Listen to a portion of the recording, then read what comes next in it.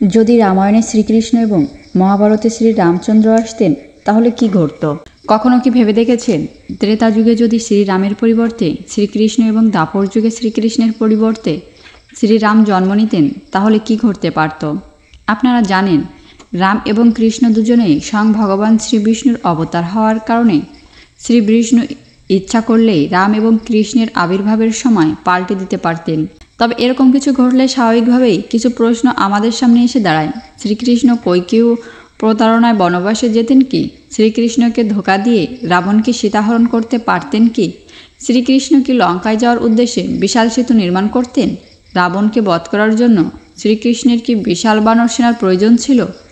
আবার অনুরূপভাবে মহাভারতে শ্রীরামের ভূমিকা নিয়েও আমাদের মনে দেখা দিত নানান প্রশ্ন।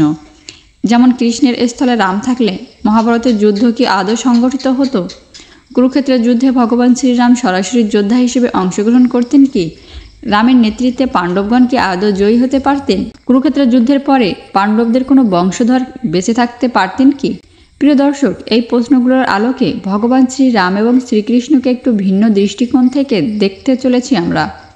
তো রাম এবং কৃষ্ণ যুগ পরিবর্তন করলে তারা রামায়ণ ও মহাভারতকে কিভাবে পরিচালনা করতেন তা জানার জন্য আগে আমাদেরকে জানতে হবে ভগবান শ্রীরাম ও ভগবান শ্রীকৃষ্ণের আবির্ভাবের উদ্দেশ্য ও তাদের চারিত্রিক বৈশিষ্ট্যগুলো। রাম অবতারের উদ্দেশ্য ও চারিত্রিক বৈশিষ্ট্য। রাম অবতারে ভগবান শ্রীবিষ্ণুর মুখ্য উদ্দেশ্য ছিল অন্যায় ও অধর্মের নাশ করা।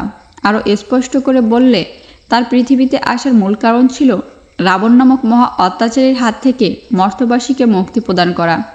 তবে রাবণের পাশাপাশি তিনি কুম্ভকর্ণ, তারকা, খর দূষণ, মারিচ, বালি, মকরাক্ষ, সুবাহু, কমন্ধ, বিরাট, ত্রিশিয়া প্রভৃতি অসুর রাক্ষস অত্যাচারীদেরকে বধ করে অধর্ম নাশ করেছিলেন। চারিত্রিকভাবে শ্রীরাম ছিলেন সমগ্র মানবকুলের জন্য আদর্শ পুরুষ তথা মর্যাদা পরশোত্তম। একজন আদর্শ সন্তান, আদর্শ ভ্রাতা, আদর্শ স্বামী এবং আদর্শ রাজা হিসেবে নিজেকে প্রতিষ্ঠা করতে চেয়েছিলেন তিনি। এক পত্নীব্রত পালন করা, মাতা সীতার প্রতি অসীম প্রেম ও কর্তব্যবোধ, মাতা অহল্যাকে উদ্ধার, বিমাতা কৈকেয়ীর নিষ্ঠুর আদেশ পালন করা প্রভৃতি কাজের মাধ্যমে তিনি সমাজে প্রতিষ্ঠা করেছেন নারীর মর্যাদা এবং সম্মান। সর্বশক্তিমান হয়েও অসীম ধৈর্য, বিনয়, শৃঙ্খলতা, ভ্রাতৃত্ববোধ, সাম্য নীতি ও কর্তব্যপরায়ণতার চূড়ান্ত উদাহরণ প্রতিষ্ঠা করেছেন তিনি। তাছাড়া কোনো মতে ভগবান বিষ্ণুর 16টি কলার মধ্যে 14টি কলা প্রদর্শন করেছিলেন তিনি। কৃষ্ণ অবতারের উদ্দেশ্য ও চারিত্রিক বৈশিষ্ট্য। অপরদিকে ভগবান শ্রীকৃষ্ণ ছিলেন ভগবান বিষ্ণুর পূর্ণ অবতার। বলা হয় তিনি শ্রী বিষ্ণুর 16টি কলাই তার লীলায় প্রদর্শন করেছেন। তো শ্রী রামচন্দ্রের মতো শ্রীকৃষ্ণ অবতারের আবির্ভাবের মূল উদ্দেশ্য ছিল ধর্মের প্রতিষ্ঠা ও অধর্মের নাশ তথা দুষ্টের দমন ও শিষ্টের পালন। তবে রাবণ বধের মতো কোনো একক মূল উদ্দেশ্য নিয়ে শ্রীকৃষ্ণ আবির্ভূত হননি, কারণ ত্রেতা যুগের তুলনায় দাপর যুগের রাজনৈতিক, ধর্মীয়, সামাজিক অবক্ষয় ছিল তুঙ্গে। ভগবান শ্রীকৃষ্ণের মর্তে আগমনের মূল উদ্দেশ্যগুলো ছিল মহাভারতের কুরু পাণ্ডবদের বিরোধে চূড়ান্ত পরিণতি দান করা, সমগ্র মানবজাতির জন্য গীতার অমৃত জ্ঞান দান করা, বৃন্দাবনের রাসলীলার মাধ্যমে জীবাত্মা ও পরমাত্মার আধ্যাত্মিক প্রেম ও ভক্তির শিক্ষা দান করা প্রভৃতি। শ্রী রামচন্দ্রের মতো তিনিও পুতনা, তৃণভর্তা, অঘাসুর, বকাসুর, বৎসাসুর, ধেনুকাসুর, প্রলম্বাসুর, কালীয় নাগ, অরিষ্ঠাসুর, কেশী রাক্ষস, ব্যামাসুর, কংস প্রভৃতি অসুর ও রাক্ষসদেরকে বধ করেছিলেন।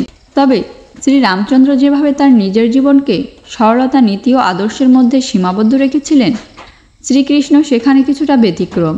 তিনি প্রয়োজনে তার বাকচাতুর্য, ছলনা, ক্ষুরধার বুদ্ধি, চতুরতা ও আত্মবিশ্বাস ভঙ্গকারী দৃষ্টি নিক্ষেপ করে আগে থেকেই দুর্বল করে ফেলতেন তার প্রতিপক্ষকে। কোনো কোনো ক্ষেত্রে শ্রীকৃষ্ণ তার ঐশ্বরিক ও অলৌকিক ক্ষমতা প্রয়োগ করেছেন প্রতিপক্ষের বিরুদ্ধে, কিন্তু শ্রী রামচন্দ্র তার মানবীয় গুণ ও শক্তির বাইরে কোনো ঐশ্বরিক শক্তি প্রয়োগ করেননি। এবার আসুন জেনে নেওয়া যাক রামায়ণে শ্রীরামের পরিবর্তে শ্রীকৃষ্ণ এলে কী ঘটত।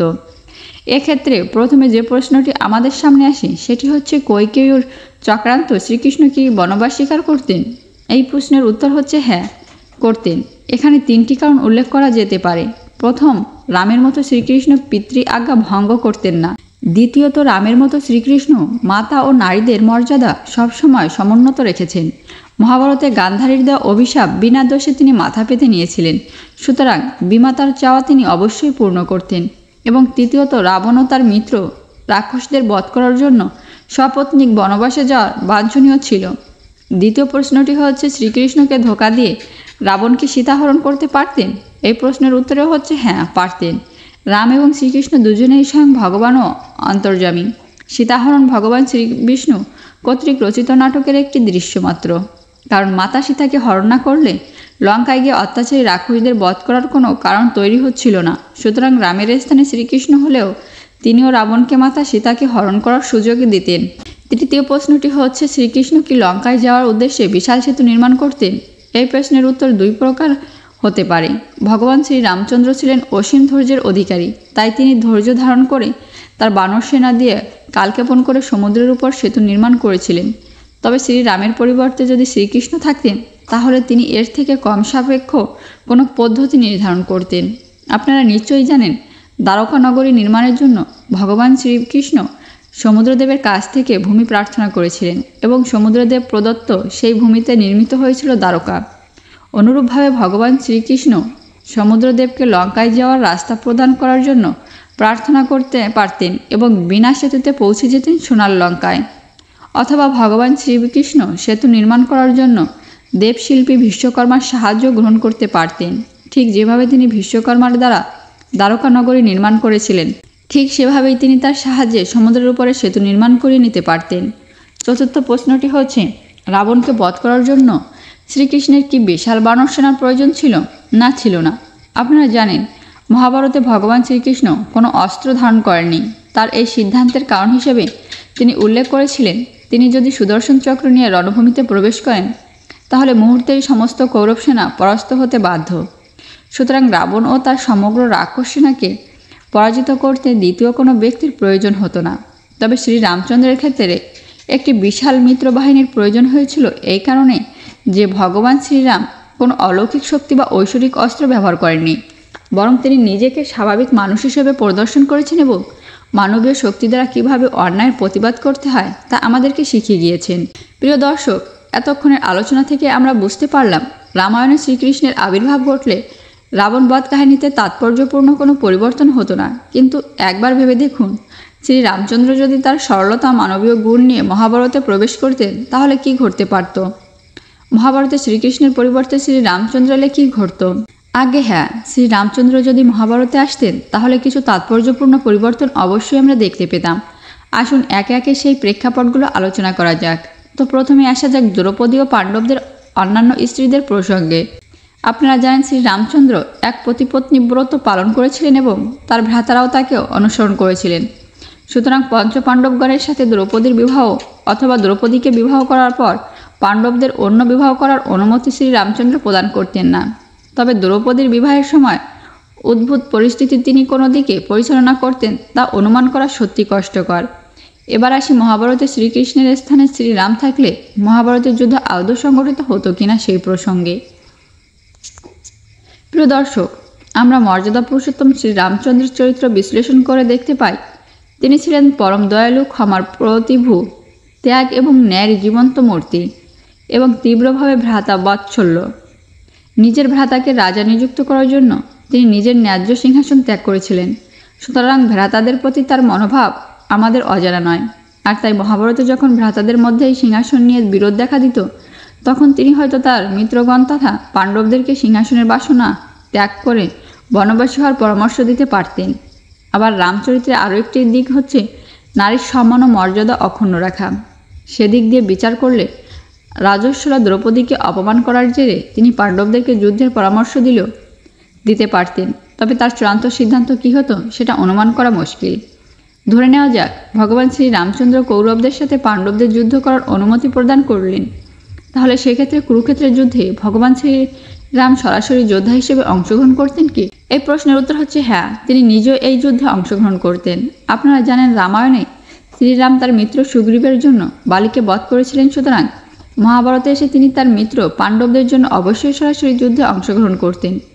এবং শুধু তাই নয়, কুরুক্ষেত্রের যুদ্ধের অর্জুনের রথের দরজায় অবস্থান করেছিলেন শ্রী হনুমান। ভগবান শ্রীকৃষ্ণ নিজের মতো হনুমানকেও যুদ্ধের ময়দানে অবতীর্ণ করেননি। তবে অর্জুনের পক্ষে শ্রীরাম যুদ্ধ করলে তিনি অবশ্যই হনুমানকে যুদ্ধের অনুমতি প্রদান করতেন, কারণ কৌরব ও পাণ্ডবদের মধ্যে সৈন্য সংখ্যায় পাণ্ডবগণ ছিল দুর্বল। সুতরাং শ্রী হনুমানকে যুদ্ধভূমিতে প্রবেশ করাতে শ্রীরাম তার স্বভাবসুলভ সহজ সরল হিসাব নিকাশকেই প্রাধান্য দিতেন। এবার আসা যাক অর্জুন কর্তৃক জয়দ্রথকে, অর্জুন কর্তৃক কর্ণকে এবং ভীম কর্তৃক দুর্যোধনকে বধ করার প্রসঙ্গে প্রশ্ন হলো, ভগবান শ্রীরামের নেতৃত্বে অর্জুন কি জয়দ্রথকে সূর্যাস্তের আগে বধ করে নিজের প্রতিজ্ঞা রক্ষা করতে পারতেন?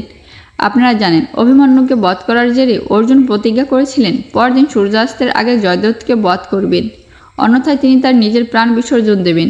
সেদিন অর্জুন তুমুল যুদ্ধ করেছিলেন বৈকি, তবে সেদিন দ্রোণাচার্যকে পরাজিত করে লক্ষ লক্ষ সেনাকে পাশ কাটিয়ে শকটব্যূহ, চক্রব্যূহ, পদ্মব্যূহ ও সূচিব্যূহ ভেদ করে এবং কর্ণ, অশ্বত্থামা, ভূরিশ্রবা, বৃষসেন, শল্য ও কৃপাচার্যের নেতৃত্বে 60,000 রথী, 14,000 হাতি, 1 লক্ষ অশ্বারোহী এবং 1,20,000 পদাধিক সৈন্য ভেদ করে জয়দ্রথকে বধ করা সম্ভব নয় বিধায় ভগবান শ্রীকৃষ্ণ তার সুদর্শন চক্র দিয়ে সূর্যকে ঢেকে দিয়েছিলেন।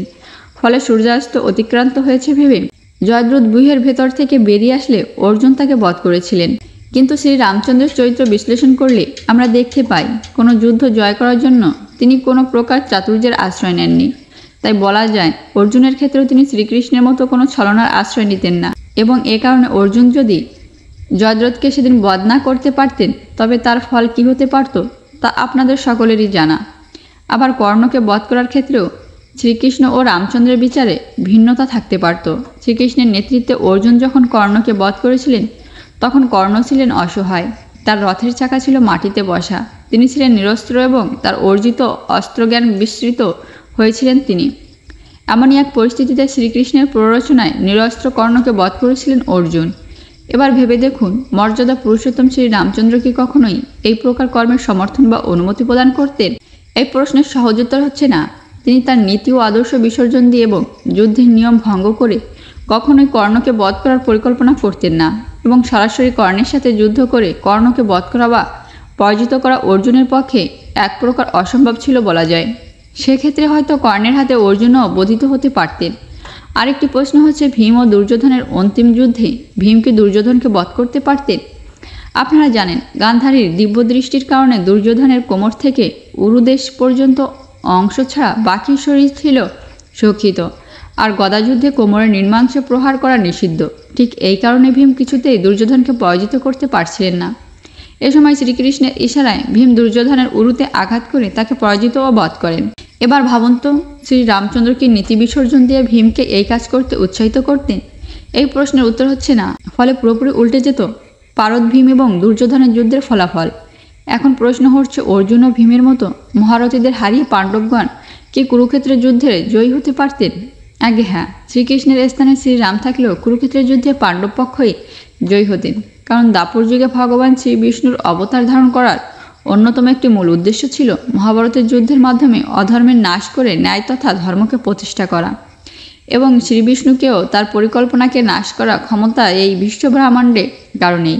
তবে যুদ্ধে পাণ্ডব পক্ষ বিজয়ী হলে সর্বোচ্চ পরিমাণ কৌরব সেনা সংহার করতেন ভগবান শ্রী রামচন্দ্র নিজেই। তবে মহাভারতে শ্রী রামচন্দ্রের আরও একটি বিষয় আলোচনা না করলেই নয়, আর সেটি হচ্ছে কুরুক্ষেত্রের যুদ্ধের পরে পাণ্ডবদের কোনো বংশধর বেঁচে থাকতেন কি? আপনারা জানেন, অশ্বত্থামা দুর্যোধনের মৃত্যুর প্রতিশোধ নেওয়ার জন্য পাণ্ডবদেরকে নির্বংশ করতে চেয়েছিলেন, আর তাই তিনি ব্রহ্মাস্ত্র আহ্বান করে আঘাত করেছিলেন অভিমন্যুর স্ত্রী উত্তরার গর্ভে। এ সময় ভগবান শ্রীকৃষ্ণ তার আধ্যাত্মিক শক্তি ব্যবহার করে পুনরায় প্রাণদান করেছিলেন উত্তরার গর্ভস্থ পাণ্ডবদের বংশধর পরীক্ষিত মহারাজকে। তবে মহাভারতে ভগবান শ্রীকৃষ্ণের স্থান ভগবান শ্রীরাম থাকলে তিনি কি তার ঐশ্বরিক ক্ষমতা প্রয়োগ করে পরীক্ষিতকে নবজীবন দান করতেন? আপনারা জানেন, রামায়ণের যুদ্ধে মেঘনাদ যখন লক্ষ্মণকে শক্তিশীল দ্বারা বিদ্ধ করেন, তখন লক্ষ্মণকে বাঁচাতে শ্রী রামচন্দ্র কোনো আধ্যাত্মিক শক্তি ব্যবহার না করে শ্রী হনুমানের দ্বারা সেই বাণের প্রতিষেধক আনিয়েছিলেন। সুতরাং পরীক্ষিতকে বাঁচাতে শ্রী রামচন্দ্র কী ধরনের ব্যবস্থা গ্রহণ করতে পারতেন, বা আদৌ পরীক্ষিতকে জীবন দান করতে কিনা, সেই বিষয়ে মতামত কমেন্ট করে জানতে ভুলবেন না।